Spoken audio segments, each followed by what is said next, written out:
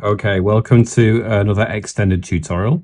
We're going to just spend a little bit of time trying to refine some of the foreground areas here. I think there's an opportunity to add a little bit more texture, a bit more refinement. So the first thing I'm going to do is go to my layers, go to the very top and create a new layer on top of that, layer 13.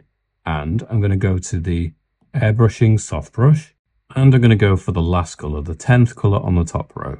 I'm going to put the brush size, maybe about 3%, and about 20% opacity. And I'm just going to pick this foreground area,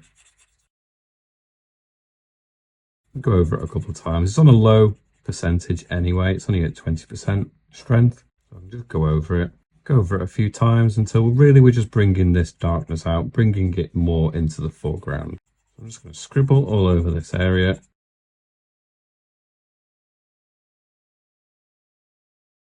So I'm happy with this bit now, it really jumps further forward. I'm going to try and make all of this general area a bit more forwards by going over it and making it darker.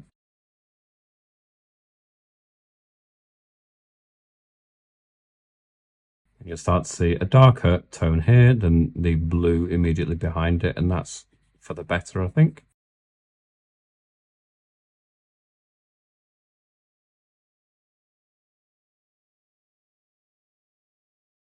Prefer to keep it at a lower percentage, build it up. There might be some texture that is just put in there a little bit more this way.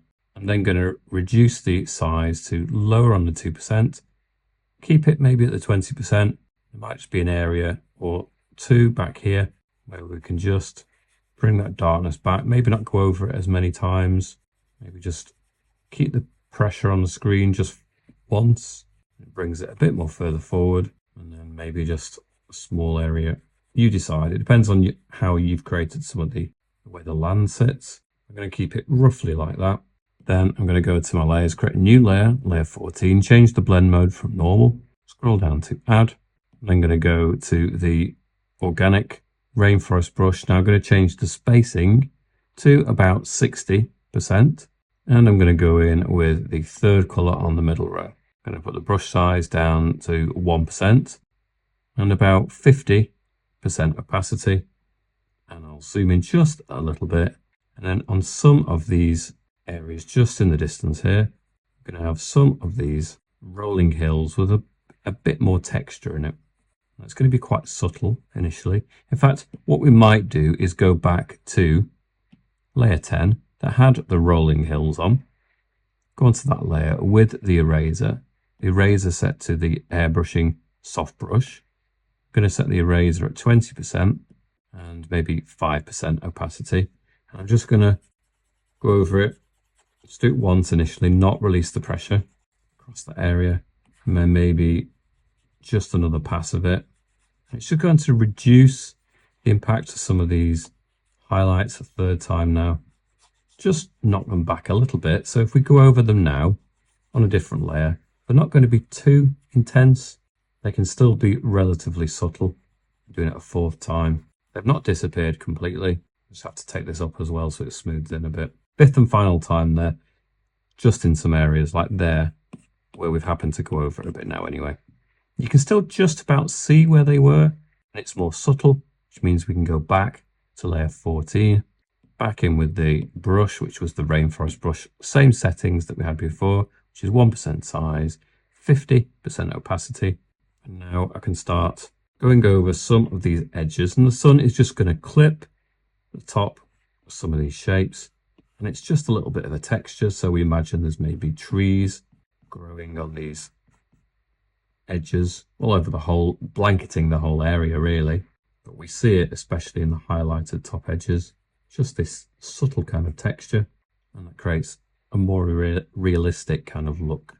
Then we can continue these ripples over into other areas. Maybe another one here, and we're just redefining some of them now, but we're redefining it with a texture, and it has a different quality.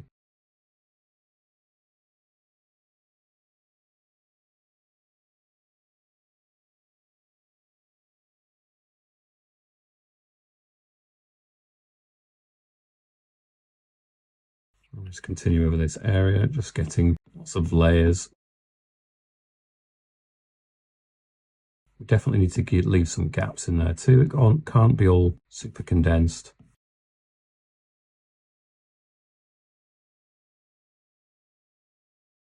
And then press lightly as it gets more over to this area. It should just kind of disappear there. And it's a subtle difference, but it will make a bit of a difference, certainly. I'm going to turn the opacity down from 50 to 20. Maybe the size of the brush up to just into the 2%. As we get into this more foreground area, we could just start scribbling over some areas. There might be some flatter areas that just get more of the light generally. And even some of the shadow parts, maybe. We just add a bit more of that texture generally. Slightly different quality than it did have. Still with the rainforest brush, I'm going to go to the second colour on the middle row. 1% size, maybe 40% opacity. And there's just going to be some areas that really do catch the light in a slightly more dramatic way. We're just going to allow them to really significantly reflect back some of that glow, more so.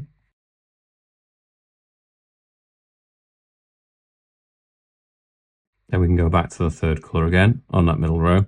It's just a bit more subtle. Bring in some of that intensity again, so maybe back up to, this time to 70%. Now we can start just bringing in some of the definition in here. Maybe there can be a whole area perhaps that just the light shines on and really brings out. Go over it a few times.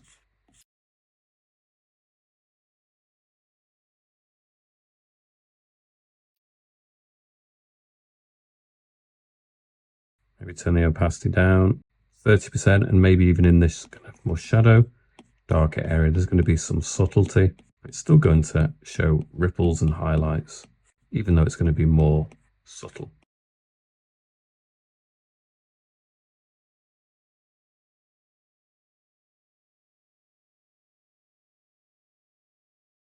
Okay, so we're definitely getting some more texture in there. I'm going to go in with the smudge tool, set to the airbrushing soft brush. I'm going to turn it down to the lowest part of 2%. I'm going to put that at the 80% opacity strength. And I'm just going to smooth in bits of this texture. I don't want to obliterate it completely, but there'll be some bits where the texture will perhaps be stronger, more refined, or defined rather. And we could also just, it appears like it's just gone a bit over the top. We can subdue it slightly. Maybe we could put the size of it up to 5%, strength of it down to 40%. We can just go and soften it in slightly more as well. So it's not eliminating, it's not getting rid of it, it's just subduing it slightly. It's not quite as sharp. It's there, but not shouting quite as much. It's just subtle textures, and at this point I'm going to go back to layer 13. In fact, oh no, we'll go to layer 14, create a new layer, layer 15, go back in with the soft brush with an airbrushing, and we'll go for the 10th colour on the top row. Put it to 2% size, maybe 30% opacity strength. And I'm just going to start building in the shadow areas. Just some extra textures in here. In fact, if I'm going to put it up, maybe to 50%.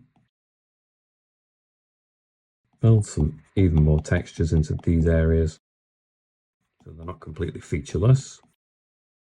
Maybe I could put it down to 1% and size 70% opacity. Maybe just could be a couple of features just peeking up over the top of that area. Who knows? You don't always have to articulate exactly what something is for it to still be there and have an impact. That's too dark in this area. You need to watch that you're not putting really dark colors into some more distant areas. It should be more localized in these particular areas. You can define it a little bit more in this area, but not too much over there. That makes sense.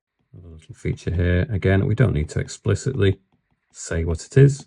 Our imagination kind of fills in the blanks when we don't know. I'm going to put it up to 2% size again, still at the 70% opacity. And then some foreground areas here. We can just create some real contrasts. So we've got the highlights, maybe just adding in the real dark areas. I'm using the sweep of the land there a little bit.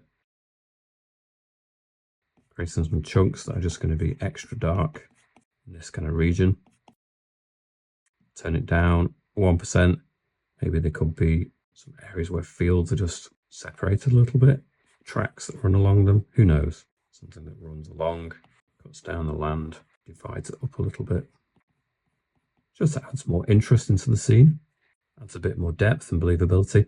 There's just a little bit of a shape here that I'm just going to make slightly more of feature. And it just has brought this kind of closer to area to life a little bit more.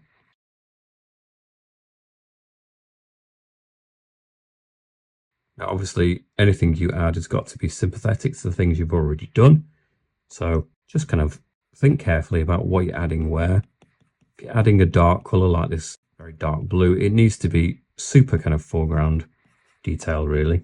I'm going to turn the opacity back down to 30%, and then I can continue to kind of add it a little bit further over here as well, but not as much. Again, just some tracks and paths and divisions in these areas, perhaps. Not too many.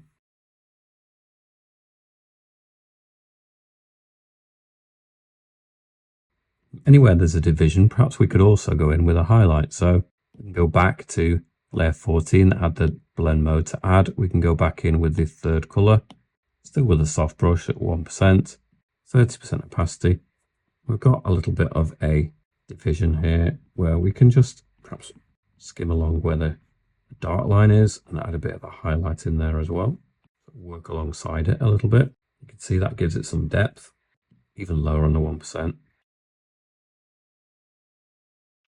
Maybe move on to the second color in the middle row, push that highlight even further. I don't want to overdo it, but yeah, even that's a little bit too much really. But we can certainly go in places just with a kind of dashes, bring out some of the highlights a little bit more.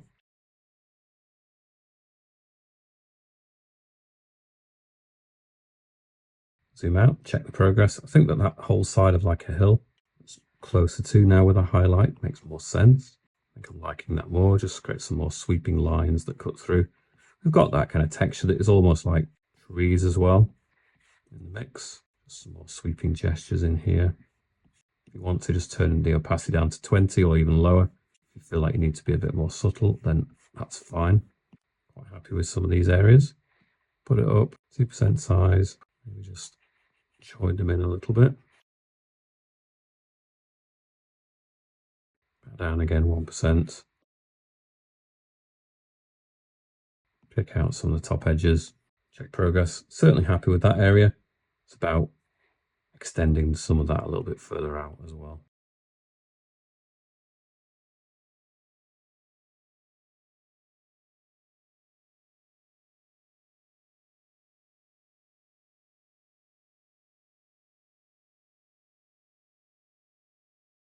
So I'm not really happy with that highlight. I think it's too much. Let's check. Is it on the layer that we have been doing this? It is. So we can go in with the eraser, set to the soft brush, 2% size, 20% opacity, and I can just knock that back. It needs to be just a little bit more distant.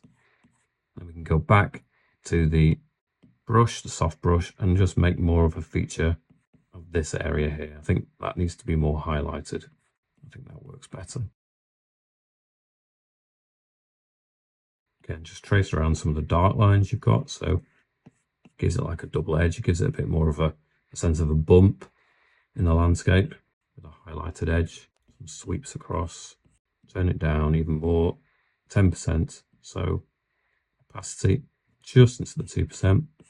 Press lightly, bring some sweeps across.